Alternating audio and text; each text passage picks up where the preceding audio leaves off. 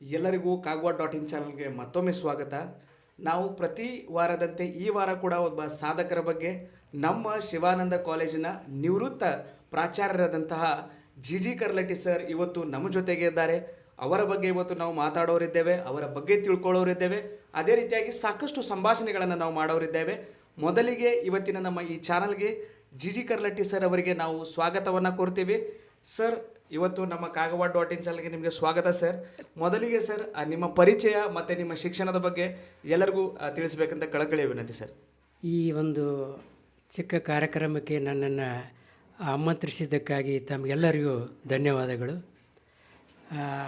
ನಾನು ಜಿ ಕರ್ಲಟ್ಟಿ, ಪೂರ್ಣ ಹೆಸರು ಗಿರ್ಮಲ್ಲಪ್ಪ ಗಂಗಪ್ಪ ಕರ್ಲಟ್ಟಿ. ನಾನು ಆದರೆ ಈ ಕಾಲೇಜಲ್ಲಿ ಜಿ ಕರ್ಲಟ್ಟಿ ಅಂತೇಳಿ ಎಲ್ಲ ವಿದ್ಯಾರ್ಥಿಗಳಿಗೆ ಸುತ್ತಮುತ್ತ ಪರಿಚಯ. ನಮ್ಮ ಊರು ಜಮಖಂಡಿ ತಾಲೂಕು ಬನಹಟ್ಟಿ.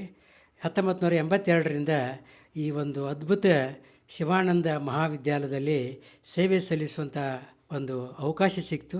ಸತತ 37 ವರ್ಷಗಳ ಕಾಲ ನಾನು ವಾಣಿಜ್ಯ ಪ್ರಾಧ್ಯಾಪಕನಾಗಿ, ಅದರಂತೆ ಕೊನೆಯ 3 ವರ್ಷಗಳ ಕಾಲ ಈ ಕಾಲೇಜಿನ ಪ್ರಾಚಾರ್ಯನಾಗಿ ಒಂದು ವಿದ್ಯಾರ್ಥಿಗಳ ಸಮಾಜದ ಒಂದು ತೃಪ್ತಿಗೋಸ್ಕರ ಈ ಒಂದು ಕೆಲಸ ಮಾಡಿ ನಾನು 1919ರಲ್ಲಿ ನಾನು ನಿವೃತ್ತಿಯಾಗಿದ್ದೇನೆ. ಸುಮಾರು ಈಗ ನನ್ನ ಏಜ 67 ವರ್ಷ. Okay sir. ಸರ್, ನಿಮ್ಗೆ ಇದಕ್ಕಿಂತ ಮುಂಚೆ ಅಂದರೆ ಬೇರೆ ಕಡೆ ಎಲ್ಲಾದರೂ ನಿಮ್ಗೆ ಆಫರ್ ಬಂದಿತ್ತು ಅಥವಾ ಶಿವಾನಂದ ಕಾಲೇಜೇ ಸ್ಟಾರ್ಟಿಂಗ್ ನೀವು ಮಾಡಿದ್ದು ಹೆಂಗೆ ಸರ್? ನನಗೆ 1982ರಲ್ಲಿ ಧಾರವಾಡ ಕರ್ನಾಟಕ ವಿಶ್ವವಿದ್ಯಾಲಯದಿಂದ 3ನೇ ರ್ಯಾಂಕದಲ್ಲಿ ಪಾಸಾಗಿದ್ದೆ. ಆವಾಗ ಸಾಕಷ್ಟು ಕಾಲೇಜ್ ಕಡೆ ಇಂಟ್ರ್ಯೂ ಕೊಟ್ಟಿದ್ದೆ. ಒಂದು ಕಾಲೇಜಲ್ಲಿ ಹೆಸರು ಹೇಳೋದಿಲ್ಲ ನಾನು, ಒಂದು ಕಾಲೇಜಲ್ಲಿ ನಂದು ಅಪಾಯಿಂಟ್ಮೆಂಟ್ ಆಗಿತ್ತು, ಆರ್ಡರ್ ಕೂಡ ಕೊಟ್ಟಿದ್ದರು.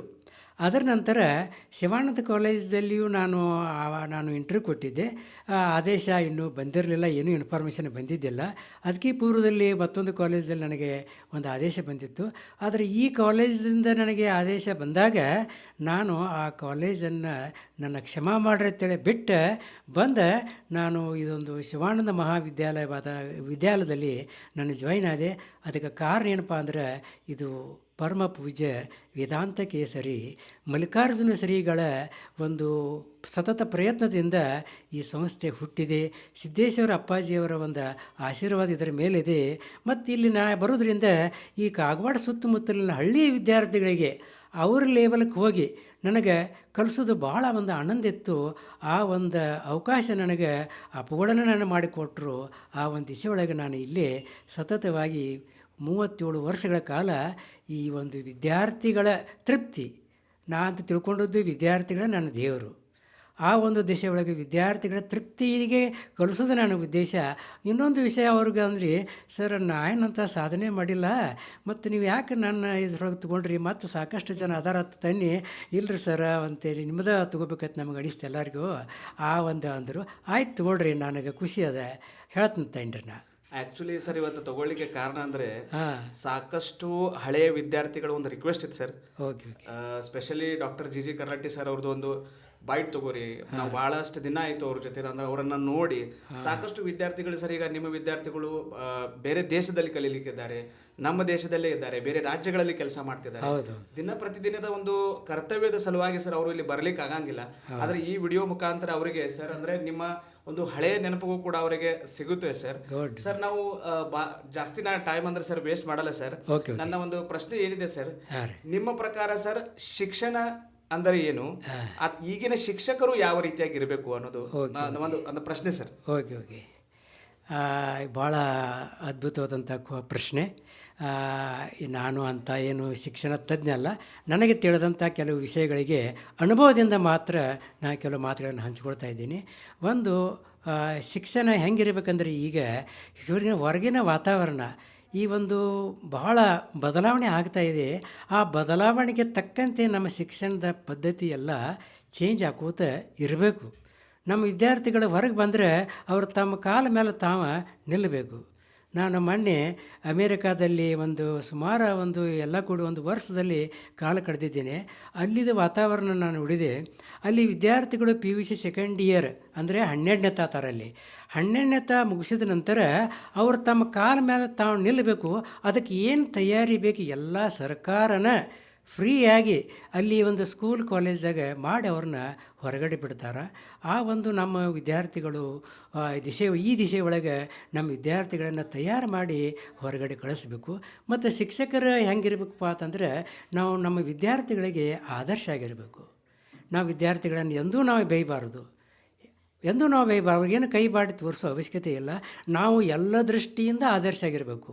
ನಮ್ಮ ಡ್ರೆಸ್ ಹಿಡ್ಕೊಂಡು, ನಮ್ಮ ಟೈಮ್ ಕೀಪಪ್ ಹಿಡ್ಕೊಂಡು, ನಾವು ಕಲಿಸೋ ರೀತಿ ಹಿಡ್ಕೊಂಡು, ಕ್ಲಾಸ್ ಬಿಡೋದು ಹಿಡ್ಕೊಂಡು, ಅವ್ರಿಗೆ ಏನಾರ ಟೆಸ್ಟ್ ತೊಗೊಂಡಿದ್ರೆ ಅವ್ರು ತಿರುಪಡಿ ಮಾಡಿ ಕೊಡೋ ದೃಷ್ಟಿಯಿಂದ, ಅವ್ರ ಜೊತೆಗೆ ಹೊರಗಡೆ ಫ್ರೆಂಡ್ಲಿ ಆಗಿರೋ ಜೊತೆಗೆ ಎಲ್ಲ ದೃಷ್ಟಿಯಿಂದ ನಾವು ಆದರ್ಶ ಆಗಿದ್ದರೆ ವಿದ್ಯಾರ್ಥಿಗಳು ಯಾರೂ ದಾರಿ ತಪ್ಪಂಗಿಲ್ಲ ಮತ್ತು ಅವರು ಭಾಳ ಚಲೋ ಇರ್ತಾರೆ ಅಂತೇಳಿದೆ ನನ್ನ ಅನುಭವದಿಂದ ನಾನು ಒಂದೆರಡು ಮಾತನ್ನು ಹೇಳ್ತೀನಿ. ಸರ್, ಈಗಿನ ಶಿಕ್ಷಣ ಪದ್ಧತಿ ಇಷ್ಟೆಲ್ಲ ಆಧುನಿಕ ಉಪಕರಣಗಳೆಲ್ಲ ಬಂದಿದ್ದಾವೆ ಸರ್. ಆದ್ರೆ ಇಷ್ಟು ಆಧುನಿಕ ಉಪಕರಣ ಬಂದರೂ ವಿದ್ಯಾರ್ಥಿಗಳಿಗೆ ಶಿಕ್ಷಣದ ಮೇಲೆ ರುಚಿ ಕಡಿಮೆ ಆಗಿದೆ ಸರ್. ಆದರೆ ನಿಮ್ಮ ಸಮಯದಲ್ಲಿ ಅಂದ್ರೆ ಕೆಲವೊಂದು 7-8 ವರ್ಷಗಳಿಂದ ಇಷ್ಟು ಆಧುನಿಕ ಉಪಕರಣ ಇರಲಿಲ್ಲ, ಆಧುನಿಕ ತಂತ್ರಜ್ಞಾನ ಇರಲಿಲ್ಲ ಸರ್. ಆದರೆ ವಿದ್ಯಾರ್ಥಿಗಳಿಗೆ ಶಿಕ್ಷಣದ ಮೇಲೆ ರುಚಿ ತುಂಬ ಇತ್ತು ಸರ್. ಇದಕ್ಕೆ ಸರ್ ನಿಮ್ದಂದ್ರೆ ಕಾರಣ ಏನು ಸರ್? ಇದಕ್ಕೆ ಏನು ಕಾರಣ ಅಂದರೆ ಈಗ ಎಲ್ಲ ಆಧುನಿಕ ವ್ಯವಸ್ಥೆ ಅಂತೂ ಬೇಕೇ ಬೇಕು. ಆಧುನಿಕ ವ್ಯವಸ್ಥೆ ಬೇಕೇ ಬೇಕು, ಅದಿಲ್ಲದೆ ನಡೆಯಂಗಿಲ್ಲ ಈಗ. ಯಾಕಂದರೆ ನಾನು ಆ ಕಡೆ ಈ ಕಡೆ ಭಾಳ ಅಭ್ಯಾಸ ಮಾಡಿದ್ದೀನಿ, ಅದು ಬೇಕೇ ಬೇಕು. ವಿದ್ಯಾರ್ಥಿಗಳು ಅದಕ್ಕೆ ಹೊಂದ್ಕೊಳ್ಳೋಕೆ ಸ್ವಲ್ಪ ಟೈಮ್ ತೊಗೋಬೋದು ಕೋಪಪ್ ಆಗಲಿಕ್ಕೆ. ಆದರೆ ಮತ್ತು ವಿದ್ಯಾರ್ಥಿಗಳ ಐಕ್ಯೂ ಭಾಳ ಫಾಸ್ಟ್ ಅದ, ಈಗ ಭಾಳ ಫಾಸ್ಟ್ ಅದ. ಎಷ್ಟು ಫಾಸ್ಟ್ ಅದ ನಾನು ನೋಡಿದ್ದೀನಿ. ಅವ್ರಿಗೆ ಸ್ವಲ್ಪ ಹೇಳಿದ್ರೆ ಸಾಕು ತಿಳಿತದೆ ಅವರಿಗೆ. ಮತ್ತು ಮಾಡ್ರನ್ ಟೆಕ್ನಾಲಜಿಯನ್ನು ಆಗಿಂದಾಗ ಅವ್ರು ಆಪರೇಷನ್ ಮಾಡ್ತಾರೆ. ಇನ್ನೂ ನನಗೆ ತೊಂದರೆ ಆಗ್ತಾಯಿದೆ ಖರೆ ಹೇಳ್ತಾನೋ. ಆದರೆ ಈಗಿನ ವಿದ್ಯಾರ್ಥಿಗಳು ಭಾಳ ಫಾಸ್ಟ್ ಅದಾರ. ಅದು ಏನೆಲ್ಲ ಮಾಡ್ತಾರೆ ಅವರು ವಿದ್ಯಾರ್ಥಿಗಳು ಮಾಡ್ತಾರೆ. ನಮ್ದು ಚೆಂದಂಗೆ ಹೇಳೋದು ಕೇಳೋದು ಆ ಕರ್ತವ್ಯ ನಮ್ಮದದ. ಅವ್ರ ಮೇಲೆ ನಾವು ಬ್ಲೇಮ್ ಮಾಡೋದು ಬೇಡ ದಯವಿಟ್ಟು. ಮತ್ತು ಸರ್ ಈಗ ಹೆಂಗಾಗ್ಯದ ರೀ, ಕಾಂಪಿಟೇಷನ್ ಜಾಸ್ತಿ ಆಗಿರೋದ್ರಿಂದ ವಿದ್ಯಾರ್ಥಿಗಳ ಪಾಲಕರು ಕೂಡ ಹೆಂಗಾಗಿದ್ದಾರೆ ಸರ್, ಅವ್ರಿಗೆ ಶಿಕ್ಷಣಕ್ಕೆ ಜಾಸ್ತಿ ಒತ್ತು ಕೊಡ್ತಿದ್ದಾರೆ. ಮತ್ತು ಆಟ ಹೊರಗಿನ ತಿರುಗಾಡೋದು ಈಗ ಸ್ವಲ್ಪ ಈಗಿನ ವಿದ್ಯಾರ್ಥಿಗಳು ಕಡಿಮೆ ಆಗಿದೆ ಸರ್. ನಿಮ್ಮ ಪ್ರಕಾರ ಸರ್ ಆಟಕ್ಕೆ ಎಷ್ಟು ಆಟ ಬೇಕೋ ಬೇಡವೋ, ಅಥವಾ ಈಗಿನ ಕಾಂಪಿಟೇಷನ್ ನೋಡ್ರೆ ಶಿಕ್ಷಣನೇ ಜಾಸ್ತಿ ಬೇಕು, ನಿಮಗೆ ಹೆಂಗೆ ಅನ್ಸುತ್ತೆ ಸರ್? ಈಗಿನ ಸ್ಪರ್ಧಾತ್ಮಕ ಯುಗ ಐತಿ, ಇದು ಹೇಳೋದು ಸತ್ಯವಾದ ಮಾತು. ಆದರೆ ಇದ್ರೊಳಗೆ ಆಟ ಅನ್ನೋದು ಭಾಳ ಬೇಕು ಇದಕ್ಕೆ. ಯಾಕಂದ್ರೆ ಮೂಲತಃ ಒಬ್ಬ ಸ್ಪೋರ್ಟ್ಸ್ಮನ್. ಖರೆ ಹೇಳ್ತೀನಿ ನಿಮಗೆ, ನಾ ಏನಾರೇ ಒಂದು ಸಾಧನೆ ಮಾಡಬೇಕಾದ್ರೆ ಏನಾದ್ರೆ ಇಲ್ಲಿ M.Com 3ನೇ ರ್ಯಾಂಕ್ ಬನ್ನಿ. ನಾನು ಥ್ರೂಔಟ್ ಫಸ್ಟ್ ಕ್ಲಾಸ್ ನಂದು. M.Com ನಾನು 3ನೇ ರ್ಯಾಂಕ್ ವಿಶ್ವವಿದ್ಯಾಲಯ, ಕರ್ನಾಟಕ ವಿಶ್ವವಿದ್ಯಾಲಯಕ್ಕೆ. ಆಮೇಲೆ ನಾ ಈ ಕಾಗವಾಡ ಶಿವಾನಂದ ಕಾಲೇಜಿಗೆ ಜಾಯಿನ್ ಆದಮೇಲೆ ಮತ್ತೊಂದು M.Com ಎಕ್ಸ್ಟರ್ನಲ್ ಮಾಡಿದೆ. LLB ಸಾಂಗ್ಲಿಗೆ ನಾ ಮಾಡಿದೆ. PhD ಆಯ್ತು ನಮ್ದು. ಅಪೂಳ ಆಶೀರ್ವಾದ PhD ಆಯಿತು. ಇವೆಲ್ಲ ಶಿಕ್ಷಣಕ್ಕೆ ಏನು ಕಾರಣಪ್ಪ ಅಂದರೆ ನನ್ನ ಆಟ. ಖರೆ ಹೇಳ್ತೀನಿ ನಾನು ನಿಮಗೆ. ಆಟ ಆಡೋದ್ರಿಂದ ನಮಗೇನೋ ಒಂಥರ ಹುರುಪು ಬರ್ತದೆ, ಓದ್ಲಿಕ್ಕೆ ಹುರುಪು ಬರ್ತದೆ, ಒಳ್ಳೆಯ ದೇಹದಾಗ ಒಳ್ಳೆಯ ಮನಸ್ಸಿರ್ತದೆ. ಆಟ ಅನ್ನೋದು ರುಚಿನೇ ಬೇರೆ, ಅದನ್ನು ಎಂದೂ ಬಿಡಬಾರ್ದು. ಯಾವುದಾದ್ರು ಅಭ್ಯಾಸ ಇಡಬೇಕು. ಈಗ ನಾ 67 ವಯಸ್ಸು, ಈಗ ನಾ ಫಸ್ಟ್ ಕ್ಲಾಸ್ ಟೇಬಲ್ ಟೆನ್ನಿಸ್ ಇನ್ನೂ ಆಡ್ತೇನೆ. ಕ್ರಿಕೆಟ್ ನಾವು ಯಾರು ಆಡ್ತಿದ್ರೆ ಬೌಲಿಂಗ ಹೋಗುತ್ತೇನೆ. ಅಲ್ಲಿ ಬ್ಯಾಡ್ಮಿಂಟನ್ ಹೊಸ ಆಟ ಕಲ್ತೇನೆ. ಆದರೆ ನನಗೆ ಭಾಳ ಆಸಕ್ತಿ ಬಂದದ. ಆ ಆಟದಾಗ ನಾ ಎಲ್ಲ ಮರ್ತು ಚೆನ್ನಾಗಿ ಆಡ್ತೀನಿ, ಈಗೂ ಆಡ್ತೀನಿ. ಆಟ ಅತ್ಯಂತ ಅವಶ್ಯ ಅಂತೇಳಿ ನನಗನ್ನಿಸ್ತದೆ ಸರ್. ಈಗಿನ ಅಂದ್ರೆ ಪಾಲಕರಿಗಾಗಿ, ಆಧುನಿಕ ಪಾಲಕರಿಗಾಗಿ ನಿಮ್ಮ ಒಂದು ಸಂದೇಶ ಸರ್. ಅಂದ್ರೆ ಈಗ ಎಲ್ಲ ನೋಡ್ತಿದ್ದೀರಿ ನೀವು, ಪಾಲಕರ ಮ್ಯಾಗೂ ಬಹಳಷ್ಟು ಪ್ರೆಷರ್ ಇದೆ. ಪಾಲಕರು ಏನ್ ಮಾಡ್ತಿದ್ದಾರೆ ಅಂದ್ರೆ ತಮ್ಮ ಬಾಜುಕಿನ ಮನ್ಯಾಗ ಅವ್ರ ಮನ್ಯಾಗ ಕಾಂಪಿಟೇಷನ್ ನೋಡ್ತಿದ್ದಾರೆ. ಅಂದ್ರೆ ತಮ್ಮ ಮಕ್ಕಳನ್ನ ಬೇರೆಯವ್ರ ಜೊತೆ ಕಂಪೇರ್ ಮಾಡ್ತಿದ್ದಾರೆ. ಸೊ ಅದ್ರ ಬಗ್ಗೆ ನಿಮ್ಮ ಒಂದು ಪಾಲಕರಿಗೆ ಒಂದು ಸಂದೇಶ ಏನು ಸರ್? ದೋತರೆ ಅವರ, ನೀವು ಒಳ್ಳೆಯ ಪ್ರಶ್ನೆ ಕೇಳಿದ್ರಿ. ಯಾಕಂದರೆ ಈ ಸದ್ಯಕ್ಕೆ ಅಂಥ ಒಂದು ವಾತಾವರಣ ನಾನು ನೋಡ್ತಾ ಇದ್ದೀನಿ. ನನಗೂ ಸ್ವಲ್ಪ ಬೇಜಾರಾಗ್ತದೆ. ಆದರೆ ಇದರ ಎಲ್ಲಿ ತಪ್ಪೈತೆ ಅನ್ನೋದು ನಾವು ಯಾರು ಅಭ್ಯಾಸ ಮಾಡಿಲ್ಲ. ಯಾಕಂದರೆ ಈಗಿನ ನಮ್ಮ ವಿದ್ಯಾರ್ಥಿಗಳಿಗೆ ನಾವು ಎಂದೂ ಹೆಸರಿಡಬಾರ್ದು. ಈಗ ನಾವು ಮಕ್ಕಳನ್ನು ಹೆತ್ತದೀವಿ ಅಂದರೆ ಆ ಮಕ್ಕಳಿಗೆ ಒಳ್ಳೆಯ ಶಿಕ್ಷಣ ಕೊಡೋದು, ಅವ್ರನ್ನ ಒಳ್ಳೆಯ ಚಾರಿತ್ರತಾಗಿ ಮಾಡೋದು, ಮತ್ತು ಅವರಿಗೆ ಅವ್ರು ತೀಡಿ ನಾವು ಮಾಡೋದು, ಅವರು ತಮ್ಮ ಕಾಲ ಮೇಲೆ ತಾವು ನಿಲ್ಲಬೇಕು. ಆ ಟೈಪ್ ವ್ಯವಸ್ಥೆ ಮಾಡಿದ್ವಿ ಅಂದರೆ ನಮ್ಮ ಕೆಲಸ ಮುಗೀತು. ಅವ್ರ ಕಡೆಯಿಂದ ಯಾವುದೇ ನಮಗೆ ಎಕ್ಸ್ಪೆಕ್ಟೇಷನ್ ಏನೂ ಇರಬಾರ್ದು. ಅವರು ಸಂತೋಷ ಜೀವನವನ್ನು ನಡೆಸಲಿ, ನಾವು ನಮ್ಮ ಸಂತೋಷ ಜೀವನವನ್ನು ನಡೆಸೋಣ. ಇದರ ಹೊರತಾಗಿ ಅವ್ರ ಮೇಲೆ ನಾವು ಬ್ಲೇಮ್ ಮಾಡೋದು ಬೇಡ, ಯಾರು ಬ್ಲೇಮ್ ಮಾಡೋದು ಬೇಡ. ಇದಕ್ಕೊಂದು ಬೇರೆ ಒಂದು ಒಳ್ಳೆಯ ಸರಳ ಹಾದಿ ಐತಿ. ಅದನ್ನು ಮುಂದಿನ ಎಪಿಸೋಡ್ದಾಗ ನಾನು ನಿಮಗೆ ಹೇಳ್ತೇನೆ. ಅದರಿಂದ ಲೋಕ ಕಲ್ಯಾಣ ಆಗ್ತದೆ, ವಿಶ್ವ ಶಾಂತಿ ಆಗ್ತದೆ. ಭಾಳ ಚಲೋ ಅದ. ಎಲ್ಲರಲ್ಲೂ ಎಲ್ಲರದು ಹೊರಗಿಂದಲ್ಲ ಒಳಗಿಂದೆಲ್ಲ ಸ್ವಚ್ಛ ಆಗಿಬಿಡ್ತದೆ. ಅದನ್ನು ಮುಂದಿನ ಎಪಿಸೋಡ್ದಾಗ ಒಂದು ನೀವು ಮಾಡಕ್ರಿ ಹೇಳ್ತೀನಿ ಬರ್ರಿ. ಮಾಡೋಣ ಸರ್, ಮಾಡೋಣ. ಓಕೆ ಓಕೆ ಸರ್, ಮತ್ತು ಈಗಿಂದಂದ್ರೆ ಹೆಂಗಾಗ್ಯದ ರೀ, ವಿದ್ಯಾರ್ಥಿಗಳಿಗೂ ಪೇರೆಂಟ್ಸ್ ಮೇಲೆ ಅಷ್ಟು ಪ್ರೀತಿ ಇಲ್ಲ ಸರ್. ಯಾಕಂದ್ರೆ ನಾವು ಹೊರಗಡೆ ಸೊಸೈಟಿಗೆ ನೋಡತ್ತೀವ್ರಿ. ಹಾಂ ಹಾಂ ಅಂದ್ರೆ ಏನಾಗ್ತಿದೆ ಅಂದ್ರೆ ಪೇರೆಂಟ್ಸ್ಗಳ ಮಾತನ್ನ ಅವರು ಸೀರಿಯಸ್ ಆಗಿ ತಗೊಳ್ತಿಲ್ಲ. ಓಕೆ ಓಕೆ ಅವರ ಬಗ್ಗೆ ಒಂದು ಗೌರವನೂ ಕಡಿಮೆ ಆಗ್ಯದ. ಓಕೆ ಓಕೆ ಮತ್ತು ಏನಂತಾರಲ್ರಿ, ವ್ಯಸನಕ್ಕೆ ಜಾಸ್ತಿ ಹುಡುಗರು, ಅಂದ್ರೆ ನಮ್ಮ ಭಾಗದಲ್ಲಿ ವ್ಯಸನಕ್ಕೂ ಹುಡುಗರು ಜಾಸ್ತಿ ಬಲಿ ಆಗ್ತಿದ್ದಾರೆ. ಬರೋಬ್ಬರ. ಶಿಕ್ಷಣದ ಕೊರತೆ ಇದೆ. Correct. ಇಷ್ಟೆಲ್ಲ ಆಧುನಿಕತೆ ಬಂದರೂ ಕೂಡ ಸರ್, ಓಕೆ ಯಾಕೆ ಈ ರೀತಿ ಮಕ್ಕಳಿಗೆ ಅಂದ್ರೆ ನಿಮ್ಮ ಒಂದು ಮಕ್ಕಳಿಗೂ ಸಂದೇಶ ಹೋಗ್ಬೇಕು ಸರ್. ಅಂದ್ರೆ ಈಗಿನ ಆಧುನಿಕ ಮಕ್ಕಳಿಗೆ ನಿಮ್ಮ ಸಂದೇಶ ಏನು ಸರ್? ಓಕೆ ಓಕೆ ಅದು ಖರೆ ಅದ. ಈಗಿನ ವಿದ್ಯಾರ್ಥಿಗಳು ನಮ್ಮ ಹೆತ್ತ ತಂದೆ ತಾಯಿಗರು ಹಂಗೆ ಮಾಡಬಾರ್ದು. ಯಾಕಂದ್ರೆ ಅವ್ರದ್ದು ಒಂದು ಜವಾಬ್ದಾರಿ ಇದೆ. ಆದ್ರೆ ಮೂಲತಃ ಎಲ್ಲಿ ತಪ್ಪಿತ್ತು ಅನ್ನೋದು ನಾವು ನೋಡಬೇಕಾಗಿದೆ. ಈಗ ಮಕ್ಕಳು ಒಂದು ಸಾಧಾರಣ 16 ವರ್ಷ ಆದ ನಂತರ ನಮ್ಮ ಸ್ನೇಹಿತರವರು, ಅವ್ರು ನಮ್ಮ ಫ್ರೆಂಡ್ಸ್, ಅವ್ರ ಜೊತೆಗೆ ಇದನ್ನು ಮಾಡೋ, ನೀವು ಹೋಗೋ, ಹೀಗೆಲ್ಲ ಅನ್ನೋದಿಲ್ಲ. ಅವ್ರ ಜೊತೆಗೆ ನಾವು ಒಳ್ಳೆಯ ರೀತಿಯಿಂದ ವರ್ತನೆ ಮಾಡಿದ್ದಾದ್ರೆ ಎಂದೂ ವಿದ್ಯಾರ್ಥಿಗಳು ಅವ್ರು ತಪ್ಪಂಗಿಲ್ಲ. ಅವ್ರಿಗೆ ನಾವು ಯಾವ ರೀತಿ ಸೌಜನ್ಯದಿಂದ ನಾವು ತಂದೆ ತಾಯಿನೂ ಅಲ್ಲಿ ಆದರ್ಶ ಆಗಿರ್ಬೇಕತ್ತೈತೆ. ಅಲ್ಲಿ ಬಂದವರನ್ನು ನಾವು ಮನೆಗೆ ಬಂದ ಅತಿಥಿ ದೇವೋ ಅಂತ ಹೇಳ್ತೀವಿ. ಅವರು ಬಂದ ಕೂಡಲೇ ನಾವು ಹೆಂಗೆ ಟ್ರೀಟ್ ಮಾಡ್ತೀವಿ, ನಾವು ಇನ್ನೊಬ್ಬರಿಗೆ ವ್ಯವಹಾರ ಹೆಂಗೈತಿ, ನಮ್ಮ ಆಹಾರ ಹೆಂಗೈತಿ, ನಮ್ಮ ವ್ಯವಹಾರ ಹೆಂಗೈತಿ, ಈ ಎಲ್ಲವನ್ನು ಮಕ್ಕಳು ಮನೆಯಿಂದಲೇ ಎಲ್ಲ ಅಬ್ಸರ್ವ್ ಮಾಡ್ತಾರೆ. ಇದನ್ನು ತಿಳ್ಕೊತಾರೆ ಅವರು. ಅದಕ್ಕೆ ಆ ದಿಸೆಯೊಳಗೆ ತಂದೆ ತಾಯಿ ನಾವಾದರೂ ಹಾಗೆ ಆದರ್ಶವಾಗಿ ಇಟ್ಕೋಬೇಕು. ಇವೆಲ್ಲ ಮಕ್ಕಳ ಮನಸ್ಸಿನ ಮೇಲೆ ಪರಿಣಾಮ ಬೀರ್ತದೆ. ಇದರಿಂದ ಅವರು ಏನೂ ತಿಳ್ಕೊಂಬಿಡ್ತಾರೆ. ಆಗಿಂದಾಗ ಈಗಿನ ಹುಡುಗರಿಗೆ ಭಾಳ ಹೇಳೋಕ್ಕತ್ತಂಗಿಲ್ಲ. ಅದಕ್ಕೆ ನಾವು ತಿದ್ಕೋಬೇಕು, ಅವರು ವಿದ್ಯಾರ್ಥಿಗಳನ್ನು ತಿದ್ಕೋಬೇಕು. ನೋಡಬೇಕು ಅವ್ರ ತಂದೆ ತಾಯಿ ಎಷ್ಟು ಕಷ್ಟಪಡ್ತಾರೆ, ಹೊಲದಲ್ಲಿ ಕೆಲಸ ಮಾಡ್ತಾರೆ, ಎಷ್ಟು ಮಂದಿ ಬಾಂಡೆ ತಿಕ್ಕಿ ಶಿಕ್ಷಣ ಕೊಡ್ತಾರೆ. ಇಂಥ ಪರಿಸ್ಥಿತಿಗಳು ಅವರು ತಿಳ್ಕೊತಾರೆ, ಹಿಂದೆಲ್ಲ ತಿಳ್ಕೊತಾರೆ, ನಾ ಇಲ್ಲ ಅನ್ನಂಗಿಲ್ಲ. ಆದರೆ ದಯವಿಟ್ಟು ಈಗಿನ ವಿದ್ಯಾರ್ಥಿಗಳಿಗೆ ಬೈಯೋದೆಲ್ಲ ಬಂದಾಗಬೇಕು. ಮತ್ತು ಇನ್ನೊಬ್ಬರ ಜೋಡಿ ಕಂಪೇರ್ ಮಾಡೋದು ಬಂದಾಗಬೇಕು. ಹೇಳ್ರಿ, ಸಮಾಧಾನ ಹೇಳ್ರಿ, ಇದಕ್ಕೊಂದು ಪರಿಹಾರ ಐತಿ. ಅದನ್ನು ನಿಮ್ಗೆ ಭಾಳ ಅತ್ಯಂತ ಪರಿಣಾಮ ಐತಿ. ಅದನ್ನು ಮುಂದಿನ ಎಪಿಸೋಡ್ದಾಗ ನಾನು ನಿಮಗೆ ಹೇಳ್ತೀನಿ. ಸರ್, ನೀವು ಕೇಳಿರ್ಬೋದ್ರಿ, ಒಂದು ಗಾದೆ ಮಾತಿದೆ ಸರ್, ಚಡಿ ಚಮ್ ಚಮ್ ವಿದ್ಯಾ ಘಮ್ ಘಮ್ ಅಂತ ಸರ್. ಮೊದಲಿನ ಅಂದ್ರೆ ನಾವು ಕಲಿಯುವಾಗಲಿ ಸರ್, ನೀವು ಕಲಿಯುವಾಗಲಿ ಶಿಕ್ಷಕರು ಮಕ್ಕಳಿಗೆ ಬಡಿತಿದ್ರು. ಆದ್ರೆ ಅವ್ರದ್ದು ಕೆಟ್ಟ ಉದ್ದೇಶದಿಂದ ಬಡಿತಿರ್ಲಿಲ್ಲ ಸರ್. ಒಂದು ಕಟ್ಟಿಗೆಯಿಂದ ಆಗಲಿ, ಒಂದು ಕೈಯಿಂದ ಬಡಿತಿದ್ರು. ಕರೆಕ್ಟ್. ಆವಾಗ ಬಡದಾದ ನಂತರ ತಕ್ಷಣಕ್ಕೆ ಹುಡುಗರಿಗೆ ಕೆಟ್ಟದ ಅನಿಸ್ತಿದ್ರಿ. ಆದ್ರೆ ಅದೇ ವಿದ್ಯಾರ್ಥಿಗಳು ದೊಡ್ಡವರಾಗಿ ಬಂದು ಅದೇ ಶಿಕ್ಷಕರನ್ನ ನೆನೆಸ್ತಾರೆ. ಹೌದು. ಆದ್ರೆ ಈಗ ಹೆಂಗಾಗಿದೆ ಸರ್, ಹುಡುಗರಿಗೆ ಬಡದ ತಕ್ಷಣ ಪಾಲಕರು ಓಡಿ ಬರ್ತಾರೆ. ಕರೆಕ್ಟ್. ಶಾಲೆಯಲ್ಲಿ ಈಗ ನೋಡ್ತೀರಿ, ಸಾಕಷ್ಟು ಒಂದು ಸ್ವಲ್ಪ ಬಡದ್ರಂದ್ರೆ ಇದಾಗತ್ತೆ ಸರ್. ಹೌದು. ನಿಮ್ಮ ಪ್ರಕಾರ ಸರ್ ಇದನ್ನ ಹೆಂಗೆ ಹ್ಯಾಂಡಲ್ ಮಾಡ್ಬೇಕ್ರಿ ಸರ್? ಇದನ್ನು ಹೆಂಗೆ ಹ್ಯಾಂಡಲ್ ಮಾಡ್ಬೇಕಂದ್ರೆ, ಈಗ ಸ್ವಲ್ಪ ಬೇಯ್ದ ಬಡಿದ ಎಲ್ಲ ಕಡಿಮೆ ಆಗಬೇಕು. ನಾನು ಕೇಳಿದ್ರೆ ಕಡಿಮೆ ಆಗಬೇಕು. ಮುಖ್ಯವಾಗಿ ನಾವು ಟೀಚರ್ ಆದವರು ನಾವು ಆದರ್ಶ ಆಗಿದ್ದೀವಿ ಅಂದರೆ ಎಲ್ಲ ವಿದ್ಯಾರ್ಥಿಗಳು ಗೌರವ ಕೊಟ್ಟೇ ಕೊಡ್ತಾರೆ. ಮತ್ತು ನನ್ನ ಅನುಭವದ ಪ್ರಕಾರ ವಿದ್ಯಾರ್ಥಿಗಳ ಲೆವೆಲ್ ತಕ್ಕ ನಾವು ಹೋಗಿ ಕಲಿಸಿದ್ದೀವಿ ಅಂದರೆ ಅವ್ರಿಗೆ ಮನಸ್ಸಿಗೆ ಸಮಾಧಾನ ಆಗಬೇಕು. ನಾನು ಇವತ್ತು ವಿದ್ಯಾರ್ಥಿಗಳಿಗೆ ವಿದ್ಯಾರ್ಥಿಗಳಿಗೆ ಹೋಗಿ ಅವ್ರ ಲೆವೆಲ್ ಏನೋ ಅವ್ರು ಹೆಂಗೆ ಹೇಳಿದ್ರೆ ತಿಳಿತೈತಿ. ನಾ ಅಭ್ಯಾಸ ಮಾಡೋ ಭಾಳ ಅವ್ರ ಸೈಕಾಲಜಿ, ಅವ್ರ ಲೆವೆಲ್ ಅವ್ರಿಗೆ ಹೆಂಗೆ ಹೇಳಿದ್ರೆ ತಿಳಿತೈತಿ. ಈ ಟೈಪ್ ನನಗೆ ಈ ಟೀಚಿಂಗ್ದಾಗ ಇರ್ತಕ್ಕಂಥ ಆನಂದ ನನಗೆ ಎಲ್ಲಿಯೂ ಸಿಕ್ಕಿಲ್ಲ, ಖರೆ ಹೇಳ್ತಾನೆ. ಯಾಕಂದರೆ ನಮ್ಮ ವಿದ್ಯಾರ್ಥಿಗಳು ನನ್ನ ದೇವರು. ನಾವು ಕಾಮರ್ಸ್ದಾಗ ಕಲಿಸ್ತೀವಿ, customer is the king in the market ಅಂತ ಕಲಿಸ್ತೀವಿ. ಆದರೆ ನನ್ನ ದೃಷ್ಟಿಯೊಳಗೆ ನನ್ನ ವಿದ್ಯಾರ್ಥಿಗಳೇ ಅವರೇ ದೇವರು ನನಗೆ. ಅದಕ್ಕೆ ಅವ್ರ ಲೆವೆಲ್ಗೆ ಅವ್ರು ತಿಳಿಬೇಕು ನೋಡ್ರಿ. ಫಸ್ಟ್ ನಾವು ಎಲ್ಲ ದೃಷ್ಟಿಯಿಂದ ಮಾಡೆಲ್ ಆಗಿರ್ಬೇಕು ಅವ್ರಿಗೆ. ಈ ದೃಷ್ಟಿಯಿಂದ ಮಾಡಿದ್ರೆ ಯಾವ ವಿದ್ಯಾರ್ಥಿ ದಣಿಗೆನೂ ಮಾಡೋಂಗಿಲ್ಲ, ಮತ್ತು ಎಲ್ಲ ಹೇಳಿದ್ದೆಲ್ಲ ಕೇಳ್ತಾರೋ. ಇದು ನನ್ನ ಅನುಭವ ಪ್ರಕಾರ. ಸರ್, ನಿಮ್ಮ ಸಮಯದಲ್ಲಿ ವಿದ್ಯಾರ್ಥಿಗಳು ಯಾವ ರೀತಿ ಇದ್ರು? ನಿಮ್ಮ ಸಮಯದಲ್ಲಿ ನೀವು ಅಂದ್ರೆ ನಿವೃತ್ತಿ ಆಗೋ ಸಮಯದಲ್ಲಿ ಹೇಳೋದು ಅಥವಾ ನಿಮ್ಮ ಸರ್ವಿಸ್ ಅಲ್ಲಿ ಸರ್ ಯಾವ ರೀತಿಯಾಗಿ ವಿದ್ಯಾರ್ಥಿಗಳು ಇದ್ರು, ಅಥವಾ ಅವ್ರ ಬಗ್ಗೆ ನೀವು ಒಂದೆರಡು ಮಾತು ಅಂದ್ರೆ ಈಗ ಹೆಂಗಾಗಿದೆ ಸರ್, ನಿಮ್ಮನ್ನ ಸಾಕಷ್ಟು ಜನ ನೋಡೋರ್ದಾರೆ ಈ ಎಪಿಸೋಡ್ ನಂತರ ಎಲ್ಲರೂ ಒಂದು ಯೂಟ್ಯೂಬ್ ಅಲ್ಲಿ ಆಗಲಿ ಅಥವಾ ಸರ್ ಇನ್ಸ್ಟಾಗ್ರಾಮ್ ಅಲ್ಲಿ ಅವರೆಲ್ಲ ನೋಡೋರ್ದಾರೆ ಸರ್. ಅವರಿಗೆ ನಿಮ್ಮ ಸಂದೇಶ ಏನು ಸರ್? ಅವ್ರ ಸಂದೇಶ ಅನ್ನೋದಕ್ಕಿಂತ ಅವರು ನಮ್ಮ ವಿದ್ಯಾರ್ಥಿಗಳು ಏನಿದ್ದಾರೆ ನೋಡ್ರಿ, ಎಲ್ಲ ಒಳ್ಳೆಯ ವಿದ್ಯಾರ್ಥಿಗಳು. ಖರೆ ಹೇಳ್ತೀನಿ ನಿಮಗೆ, ನಮ್ಮ ವಿದ್ಯಾರ್ಥಿಗಳು ಅವರು ಕ್ಲಾಸ್ನಲ್ಲಿ ಇರುವಂಥ ರೀತಿ, ಆಸಕ್ತಿಯಿಂದ ಕೇಳುವಂಥ ರೀತಿ, ಅವ್ರು ಹೋಮ್ವರ್ಕ್ ಮಾಡುವಂಥ ರೀತಿ, ಅವರು ಸಾಧನೆಯೂ ಮಾಡಿದರು, ಒಳ್ಳೆಯ ಸಾಧನೆ ಮಾಡಿದರು.